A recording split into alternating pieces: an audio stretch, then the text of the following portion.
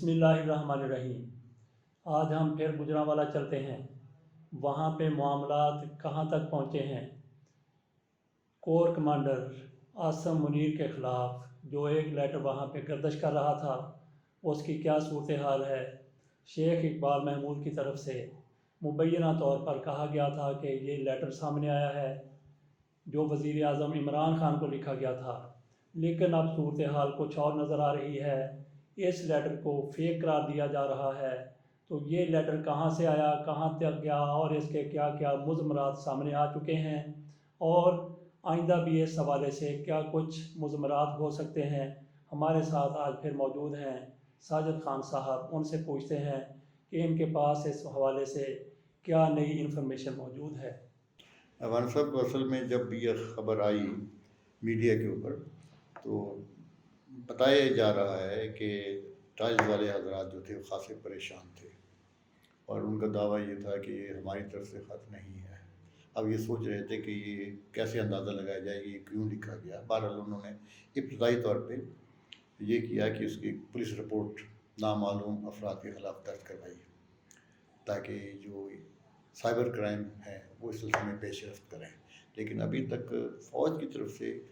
کوئی جوابی کارروائی ایسی نہیں ہوئی کہ انہوں نے تشویش کا اظہار کیا ہو یا انہیں کسی قسم کی بات پریشانی کی ہو۔ اور میرا خیال ہے بھی صحیح، کیونکہ یہ ایک الزام ہے فوج کے اوپر بدنام کرنے کے سلسلے میں، اور اس میں بیرون ملک بھی لوگوں کا پتہ لگتا ہے جو سازش میں شریک ہو سکتے ہیں، اور اندرون ملک ہماری سیاسی اشرفیہ بھی کسی حد تک اس میں شریک کار ہے۔ اچھا، آپ کی بات بالکل درست ہے کہ سیاسی اشرافیہ اس میں ملوث ہو سکتی ہے۔ اچھا، میں یہ سمجھتا ہوں کہ سیاسی کے ساتھ ساتھ اس میں فوج کے اندر سے بھی ہو سکتا ہے کہ کہیں نہ کہیں کچھ پشت پہ یا کیا کہتے ہیں پس منظر میں کوئی ہاتھ ہلا ہو،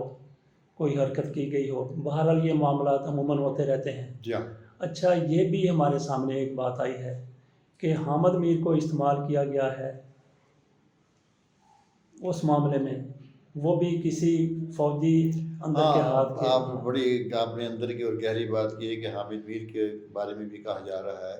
کہ ایک حاضر سروس فوج کے بڑے افسر نے حامد میر کو اس وقت استعمال کیا ہے جب ان کی ترقی کے بارے میں ایک رپورٹ گئی تھی اور وہ قبول نہیں کی گئی۔ اچھا، بہرحال میں اس سے قطعی طور پر متفق نہیں ہوں کہ فوج میں پروموشن ہوتی رہتی ہے، لوگ ریٹائر بھی ہوتے ہیں، سزائیں بھی ملتی ہیں، بہت کچھ ہوتا ہے۔ اچھا، آپ نے کہا کہ وہ ایک جنرل کی پروموشن سیدھی بات کر لیتے ہیں، جو سوشل میڈیا پہ اور میڈیا پہ جو باتیں ہو رہی ہیں وہ آصف غفور کے حوالے سے ہو رہی ہیں، جس پر شدید قسم کا رد عمل آ رہا ہے مسلم لیگ نون کی طرف سے۔ کہا جا رہا ہے کہ ہم اظہار ہمدردی کرتے ہیں کہ آپ کی فائل بن کے گئی تھی، عمران خان نے، وزیر اعظم نے اس کو مسترد کر دیا۔ تو بہرحال وہ کہتے ہیں کہ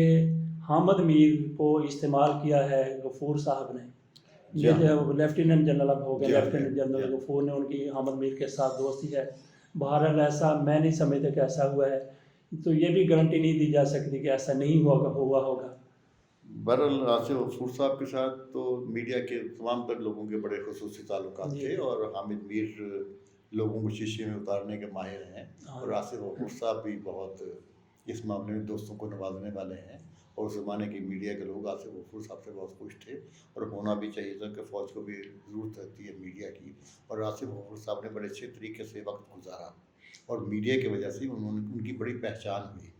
اب پیشہ وارانہ طور پہ ان میں کیا کیپیبلٹیز ہیں یہ تو فوج والے بتا سکتے ہیں۔ اچھا، بہرحال جی، اگر یہ بات میں سمجھتا ہوں کہ لیفٹیننٹ جنرل آصف غفور ایسا کام نہیں کر سکتے۔ میرے لیے جو کچھ انہوں نے کہا، میرا جو سیاسی نقطہ نظر ہے، صحافتی انداز سے جو میں سوچتا ہوں، میرے لیے وہ ایک ہیرو کی حیثیت رکھتے ہیں۔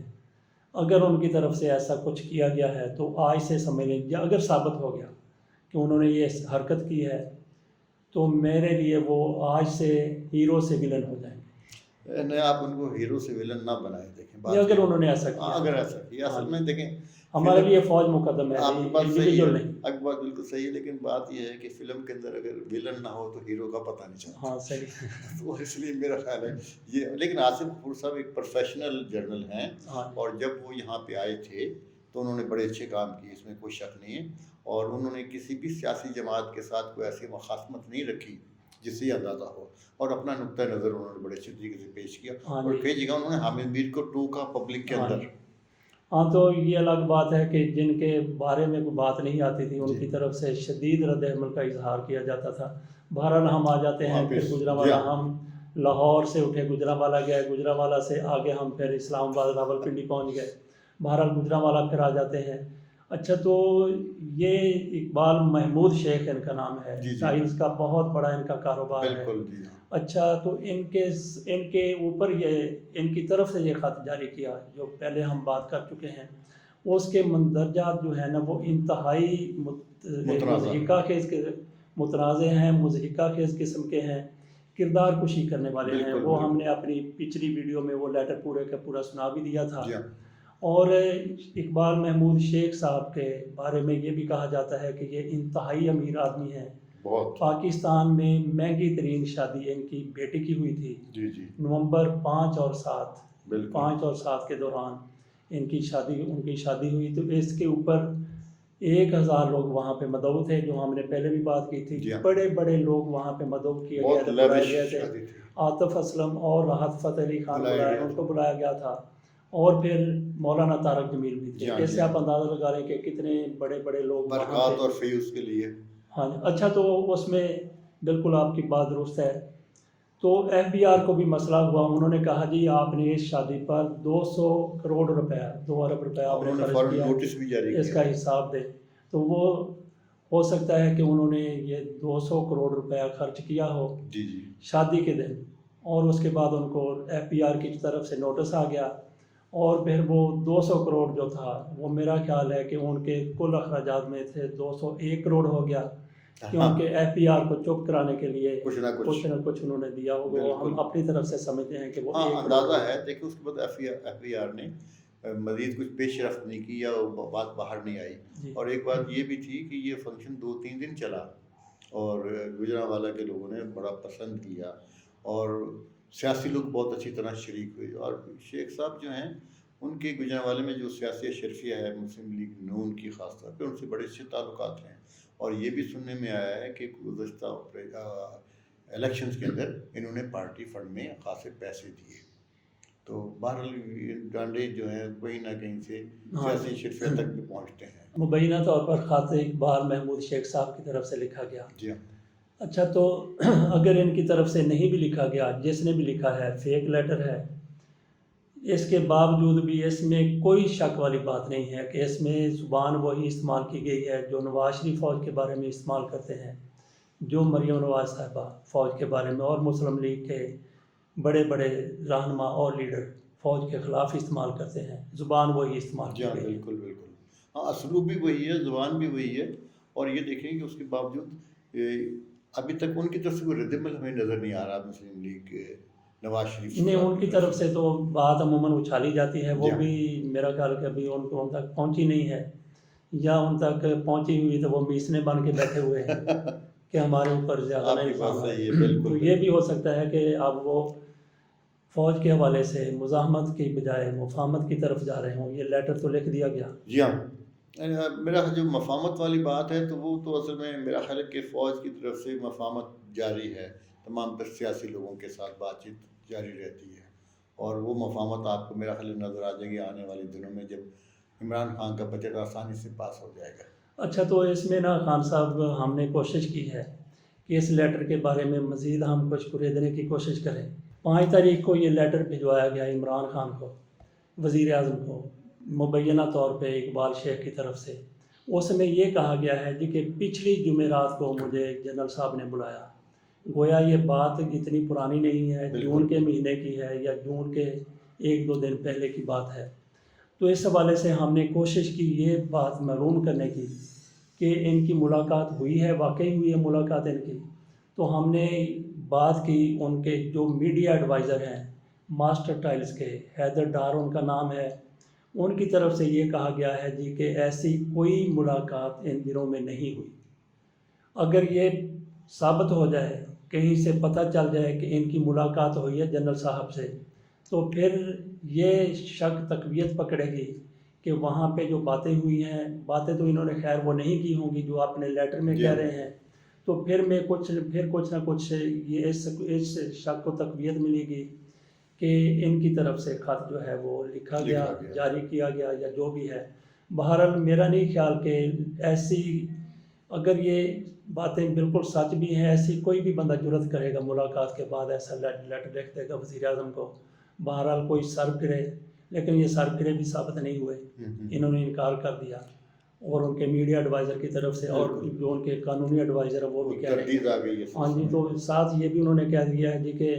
شکور نیازی نامی کوئی آدمی ہے، اس کے فیس بک اکاؤنٹ سے یہ پوسٹ لگی ہوئی تھی، یہ جو یہ لیٹر فرسٹ ٹائم وہاں سے جنریٹ یہ ہوا، پتہ ہی لگتا ہے۔ اور اس کے بعد یہ دیکھ لیں کہ ہمارے میڈیا میں اس کی کوئی خبر نہیں ہے، لیکن انڈیا میں یہ صورت ہے، انڈیا میں اس خبر کو بڑا اچھالا گیا، انڈیا میں اس خبر کو اچھالا گیا، بہت اچھالا گیا۔ اس کا بھی ہم ایک اسکرین شاٹ دیں گے۔ ہاں بالکل، لیکن اس میں یہ بھی پتہ لگا ہے، FBR بھی ہم دے دیں گے۔ بالکل، لیکن اس میں یہ بھی پتہ لگا ہے کہ جنرل عاصم منیر کی اپنی شخصیت جو ہے وہ بہت سوبر ہے، اور فوج میں وہ اچھے طریقے سے یاد کی جاتی ہیں، اور حیران کن بات یہ ہے کہ جوانوں میں بھی مقبول ہیں، اور وہ کسی متنازع معاملے میں پڑتے نہیں ہیں، پیشہ ورانہ صلاحیتیں ان میں بہت ہیں، لیکن تمام تر جنرلوں کو اس طرح ترقی نہیں ملتی کہ وہ چیف بن جائیں، یہ اس قطار میں کھینچے گئے ہیں، اس کے بارے میں مجھے اندازہ نہیں ہے، لیکن اوورآل ان کے بارے میں عام جو لوگ ہیں فوج کے وہ اچھی رائے رکھتے ہیں۔ اچھا جی، جو کور کمانڈر بن جاتا ہے نا جی، تو وہ میں سمجھتا ہوں کہ وہ اس لائن میں آ جاتا ہے جس میں آرمی چیف بنتے ہیں،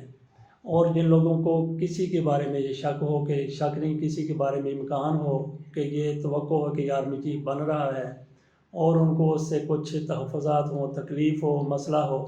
وہ ایسا کوئی نہ کوئی سکینڈل سامنے لے آتے ہیں۔ مجھے بھی یہی نظر آتا ہے کہ ان کی ترقی کے راستے میں رکاوٹ ڈالنے کے لیے یہ خود ساختہ قسم کا یہ کھیل کھیلا گیا، یہ بھی شامل کر لیا گیا، ان کو مفت کے اندر ان کو شامل کر لیا گیا اس کھیل کے اندر، جس میں ان کی نہ مردی شامل تھے اور نہ یہ خود شامل تھے۔ اچھا، اس میں آپ یہ پتہ کر کے بھی ہمیں دیں کہ یہ ISI کے DG رہے ہیں کچھ 7-8 مہینے، اس کے علاوہ بھی ان کی اور پوسٹنگ رہی ہیں، تو سیاسی معاملات میں ان کو کون سے لوگ زخم خوردہ ان سے ہیں، تو پھر شاید ہمیں کوئی تھوڑا سا وہ ایک کوئی سرا ہمیں مل جائے۔ لیکن جو یعنی کہ حتمی تو بات نہیں کی جا سکتی، انٹرنل افیئرز کے معاملات میں عاصم منیر صاحب تھے، اور سیاسی لوگوں کے بارے میں جو چیزیں آتی تھیں کرپشن کے حوالے سے خصوصی طور پہ، اور اس پہ یہ اپنی رپورٹ بنا کے بھیجتے تھے، اور یہ بھی سننے میں آئے کچھ لوگ ان سے ملے بھی، سیاسی لوگ ملے بھی، تاکہ اس لیے کہ وہ اپنی صفائی پیش کر سکیں، بلکہ وہ اپنی صفائی پیش کرنا چاہتے تھے، لیکن یہ کسی وقت بھی ان رپورٹوں کو انہوں نے صرف چیف آف جنرل اسٹاف کے ساتھ ہی۔ اچھا، یہ ایکسٹرنل افیئر کے آپ نے بتایا، یہ انٹرنل افیئرز کے بارے میں، یہ انٹرنل کے، تو وہ جو فیض حمید تھے وہ کیا تھے؟ اصل میں جو سیٹ اپ ہے ISI کا وہ بڑا عجیب و غریب قسم کا، جس کے بارے میں پوری جانکاری نہیں ہے، یہ ہم بتا دیں، جو سننے میں آتا ہے وہ بتاتے ہیں کہ عموماً 2 میجر جنرل ایسے ہوتے ہیں جو سیٹ اپ کو چلاتے ہیں، اور فیض حمید صاحب ایکسٹرنل افیئر بھی دیکھتے تھے، اور اس زمانے میں یہ بھی بڑا سننے میں آ رہا تھا کہ فیض حمید صاحب کے سعودی گورنمنٹ کے ساتھ اور سعودی جو مملکت کے عام لوگ ہیں ان سے بڑے اچھے تعلقات ہیں، تو اس قسم کی چیزیں رہتی ہیں، اور وہ تعلقات فوجی نوعیت کی بھی ہوتی ہیں اور ذاتی نوعیت کی بھی ہوتی ہیں۔ اچھا، تو فیض حمید اور ان کے درمیان کوآرڈینیشن میرا خیال ہے کہ بہتر ہوگا، میرا خیال ایک دوسرے کو بڑے اچھے طریقے سے پسند کرتے تھے اور اپنے اپنی حدود میں رہتے تھے، اور وہ جو فیض حمید صاحب ہیں ان کا تو پتہ چل گیا کہ کیا معاملات ہیں ان کے، مسلم لیگ نون کو اور پیپلز پارٹی کو کہاں تکلیف ان کی طرف سے بہت پہنچی۔ زیادہ، بالکل۔ اچھا، اگر یہ بھی ان کے ساتھی تھے تو پھر سمجھ آتی ہے کہ لیٹر کہاں سے آیا، بالکل کہاں گیا، کس نے لگوایا ہوگا۔ یہ تو دیکھیں ابھی تک تو یہ بات ہے اس لیٹر کے بارے میں جو مشکوک بات ہے کہ یہ لیٹر لکھوانے کا مقصد فوج کو بدنام کرنا اور پاکستان کے معاملات کو خراب کرنا، اور انڈیا میں جس طریقے سے اس لیٹر کو تجاری ہوئی ہے اس سے صاف ظاہر ہے، اور بنیادی طور پہ تو ان کے خلاف ہے کہ ان کی ترقی کا راستہ روکا جائے، اور اس کے بعد آپ نے جو کہا کہ فوج کو بدنام کرنا، سارا کچھ اسی میں کرا جاتا ہے۔ اچھا، تو اس میں پھر یہ بھی ان کے بارے میں بھی اقبال محمود شیخ صاحب کے بارے میں بات کر لیں گے، ان کے پاس پیسہ بے شمار ہے۔ اچھا، مجھے تو یہ بھی پتہ چلا ہے کہ ان کی لے پیرس اس نام سے سوسائٹی ہے، ہاؤسنگ سوسائٹی ہے، جس میں 1 لاکھ پلاٹ، بالکل فارم لکھا ہوا تھا کہ فارم 1 لاکھ، فارم 1.5 لاکھ، اور پتہ نہیں کیا 1.5 لاکھ ان کے اپنی ایڈ ہے اس میں ہے۔ اور یہ ہاؤسنگ سوسائٹی ہم نے گجرانوالہ میں نے اپنے 1-2 دوستوں سے بات کی ہے، ان کی طرف سے یہ کہا گیا کہ 2000 ایکڑ پر یہ سوسائٹی بن رہی ہے، بن چکی ہے۔ تو وہاں پہ ایسے جو بندہ 2000 ایکڑ کی سوسائٹی بناتا ہے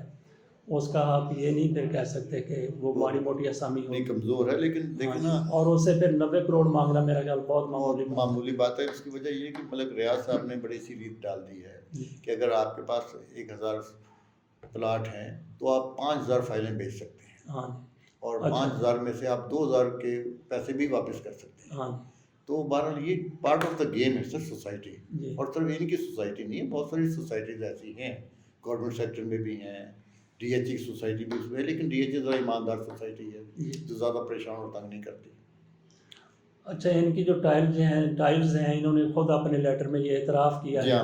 کہ انہوں نے کہا جی کہ آپ پر الزام ہے کہ آپ سمگل کرتے ہیں افغانستان واخان پٹی کے ذریعے تاجکستان اور ترکمانستان آگے جاتی ہے، ازبکستان، وہاں تک آپ کی ٹائل سمگل ہو کے جاتی ہے۔ تو 2 ٹرک یہ کہتے ہیں کہ میرے پکڑ بھی لیے انہوں نے۔ اچھا، انفارمیشن اس میں ایسی بھی ہے کہ جو دوسرے بندے کے پاس عموماً نہیں ہوتی، تو ہو سکتا ہے کہ انہوں نے ملاقات کی ہو، اپنے دوستوں کو بتا دیا ہو، یا باہر آ کے کوئی ایسا ہو۔ تو بہرحال یہ معاملہ تو پھر ان کے اوپر سخت تو کافی